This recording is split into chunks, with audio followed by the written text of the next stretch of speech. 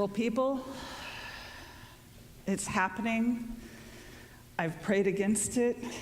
I have done everything I can to ignore it, but it's coming. Winter. We drove to Lewiston yesterday. I was honored to present at our district-wide mix, and I had to slow down. There was ice on the road. There was frost on the side of the road and ice on the road, and I was like, oh no. So I got there and I mentioned that, and I can't believe how many people blasphemy said, oh yeah, we're gonna have another winter like next winter, not last winter. And I'm like, get behind me, Satan. That is not okay with me. So people, I have done everything I can to help save you from winter, but it's coming. So, Bev, 17 pages. Bev said, how many pages so I can count so I'll know how close you are to the end? So, but she's here, so yay. I attended a very non-denominational and a very non-traditional seminary. One of the blessings of that is I did not have to take a standardized test. I teased my youngest daughter about it because her first standardized test, she colored patterns in because she didn't want to take the test. I am not much better.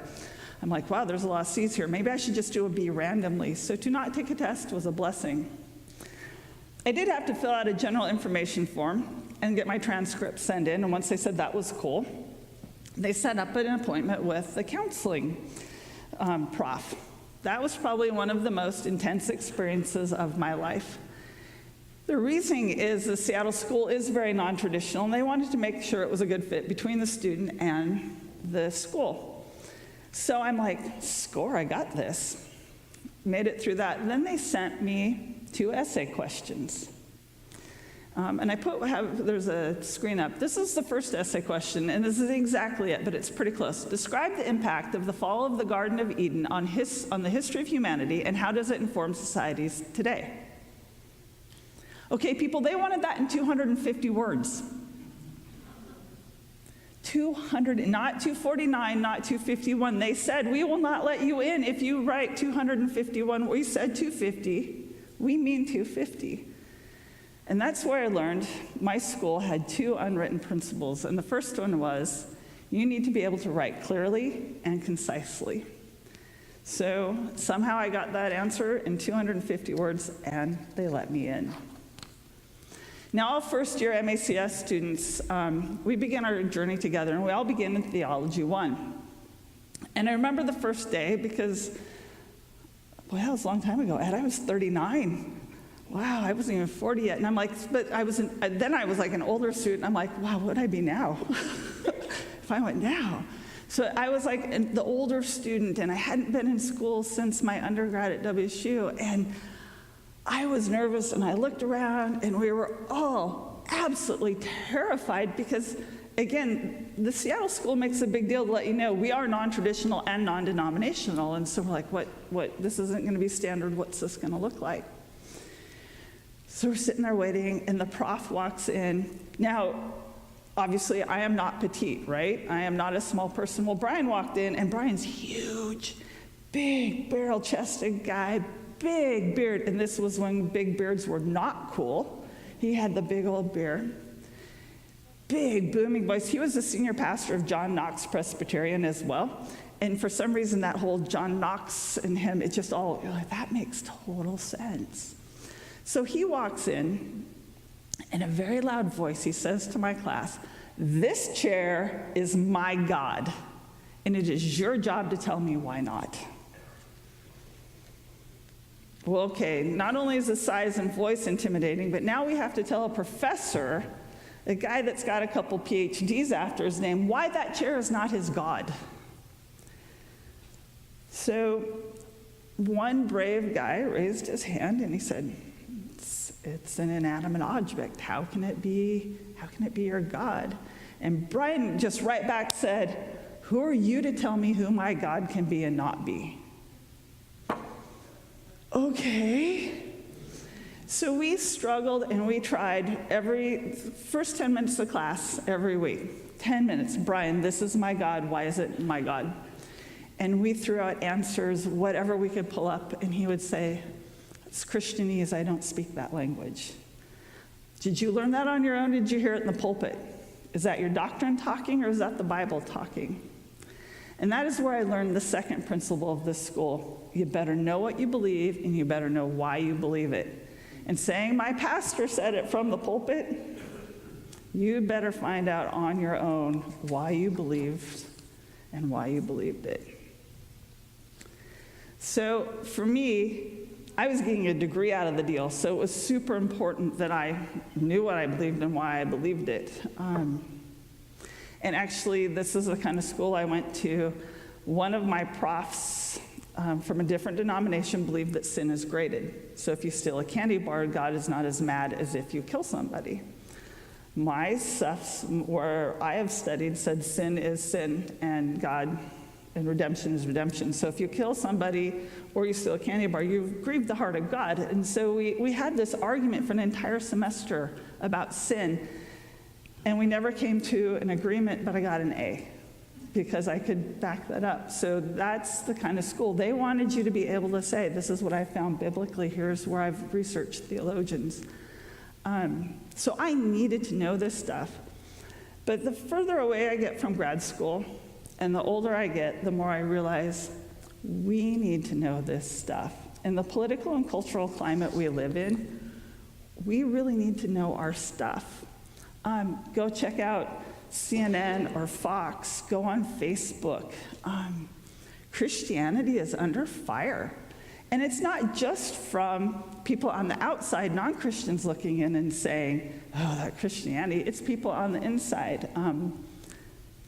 It's really odd, but even in the Nazarene church, there's been a resurgence of women do not belong as senior pastors.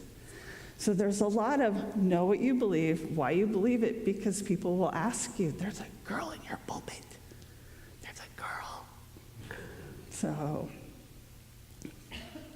we need to know what we know.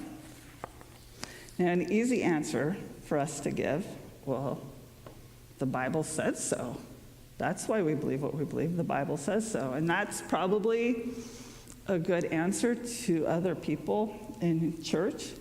That is not a good answer to people outside the church, because if they already are questioning the sovereignty of your God, they are going to question the inerrancy of the Bible. That Bible is just another book to them. So you've got to know what you know, why you believe it, and not just because I read it here.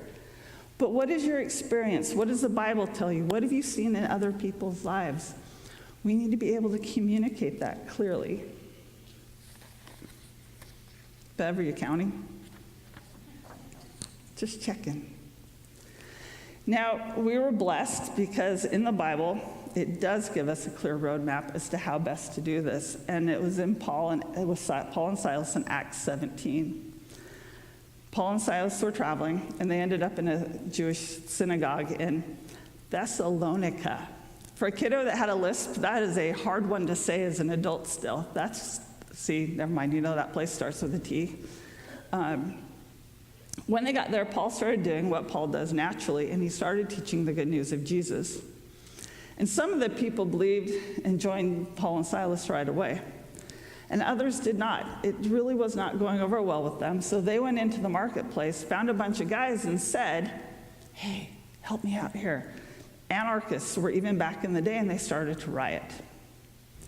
Well, that didn't go over well, so they went to the house of Jason to find Paul and Silas, and they weren't there, so they dragged Jason into the court.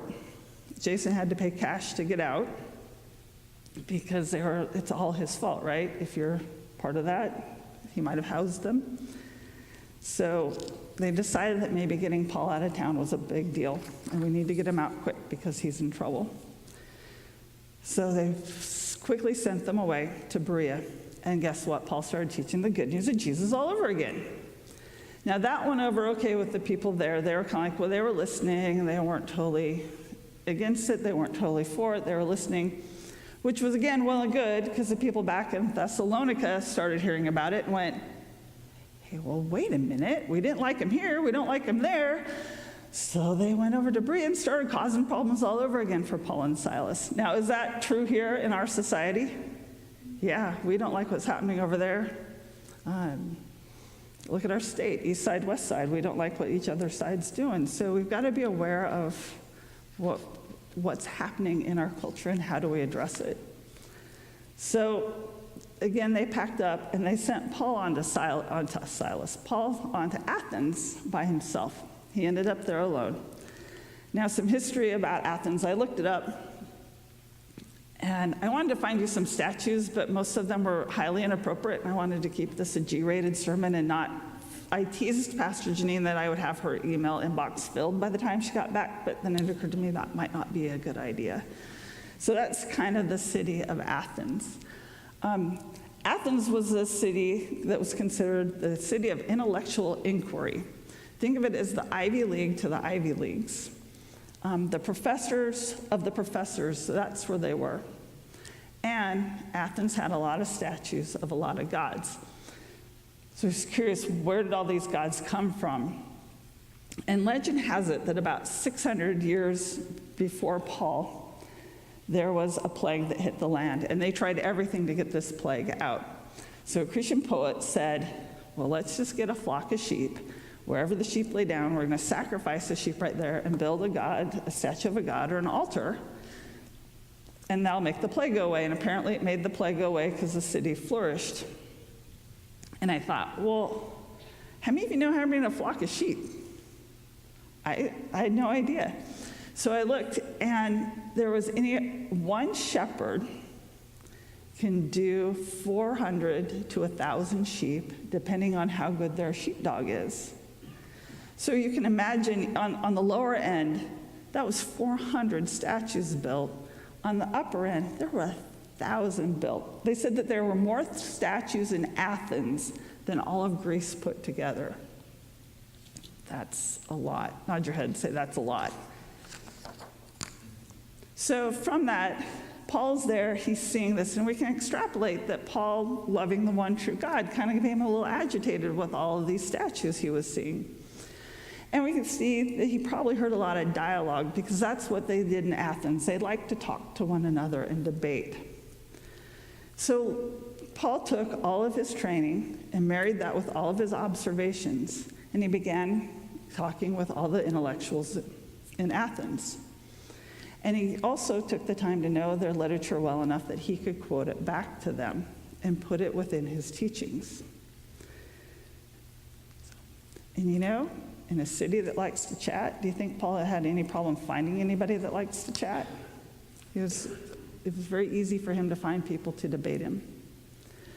So most of the people didn't buy into what Paul was saying. So again, they took him before a high court up to explain it all over again and share his faith. And they took Paul to a place called Mars Hill. Now, Mars Hill is the most exclusive court anywhere. It was just like the place to go. So this is like a small town lawyer going before a Supreme Court. It would be like me preaching if you were all PhDs in theology. This is Paul going before the biggest court ever. And he's presenting his faith to this group of people. Now I'm going to actually pull out your Bible or pull out your phone. I'm going to trust that when you pull out your phone, you're going to pull up the Bible app and go to Acts 17:22. I'm pretty confident Seahawks haven't started yet. I could be wrong. So I'm trusting you. Look at me, no Facebook. Can I trust you? You're all really quiet today. All right, I want to read you Paul's statement of faith. Men of Athens, I noticed you're very religious in every way. For I was walking along, I saw many of your shrines, and one of your altars had the inscription on it, to an unknown God. This God whom you worship without knowing is the one I'm telling you about. He is the God who made the world and everything in it. Since he is Lord of heaven and earth, he doesn't live in man-made temples, and human hands can't serve his needs. For he has no needs. He himself gives life and breath to everything. He satisfies every need.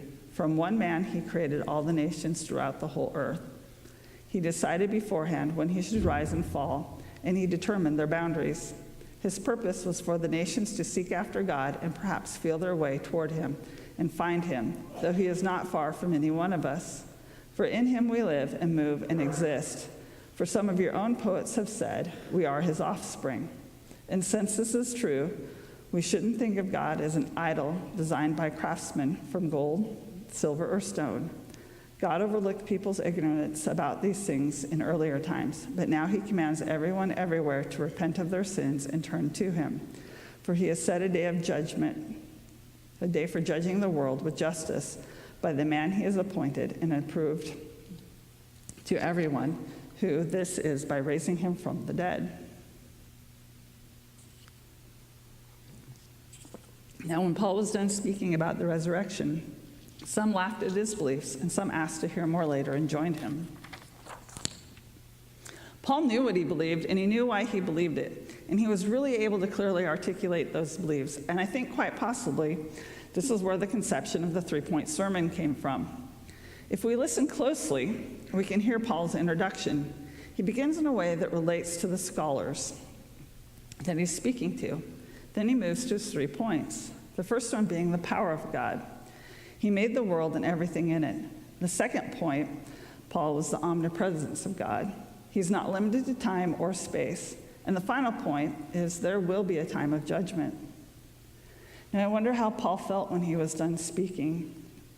You see, when he got there, he didn't have a lot of persecution like he did in the previous 2 cities that we talked about. But he also had very little evangelical success. And his lack of success was really more of a reflection of the culture of Athens. They weren't really interested in change. They were just interested in the debate. For Paul, knowing what he believed and why he believed it allowed him to speak with authority to the highest court in land. Knowing what we believe and why we believe it allows us to engage others in conversations, to stand up for our faith when it comes into question. But you know what? It's not all about head knowledge. We are called to simply do more than know the gospel.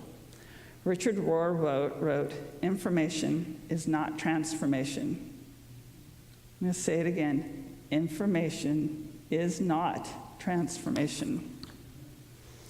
Information is easy. As a matter of fact, you all have your phones out looking at your Bible. Hit Google. Got a question? Hit Google. What's the distance between here and Lewiston? What's the weather going to be like? How many sheep are in a flock? We have instant information. But transformation requires us to be uncomfortable at times. When I was in high school, it was the 80s. When I was in high school, I had a pair of 501 jeans. Back in the day when I could fit into the no-hip 501 jeans, I had a pair of 501 jeans. There were no knees in those jeans. They had worn out. And honestly, there was really not a lot right here below the back pockets, just a bunch of threads.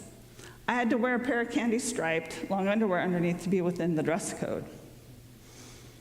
My mother hated those jeans. Yeah, like beyond hate. There were several times I would throw them in the wash and I would come down to find them on top of the trash pile. But I loved them. They were soft. They were comfortable. She even went out and bought me a brand new pair of 501 jeans. How many of you have felt a pair of 501 jeans? They are stiff, unyielding, unbending. You have to wash them 5 times to even get them on your body. They are so stiff. And you know what? The same is true for transformation. It is easy to stay where we are. It is easy to collect information, stay exactly where we are, and wear those soft, comfortable jeans with the holes in it that we love. I did think about why I do have a pair of jeans with holes in them. I thought I would wear them today, but then I thought better of it, because again, I don't want you filling Pastor Jean's inbox. So I also have a new pair of jeans, and they're stiff, and I put them on, and I like them because they're American Eagle, and they're long enough, but they're stiff.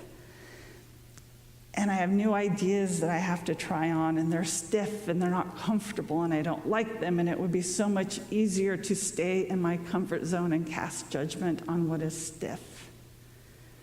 But we're not called to that. We are called to be transformed by the Word. And when we're transformed by the Word, it allows us to go and share the Word. We know what we believe, why we believe it. We're transformed by it. People see it, and they want to know our God as well. And guys, at the end of the day, that's what it's all about, people knowing God.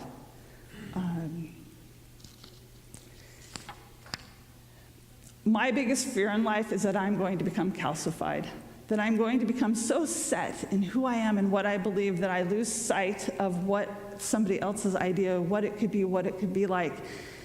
And that terrifies me because as I get older, I find myself going, the calcification setting in, and it just, man, it kills me when that happens. And I stop and I say, God, break my heart, break my heart, break my heart, break my heart. Don't let this happen again.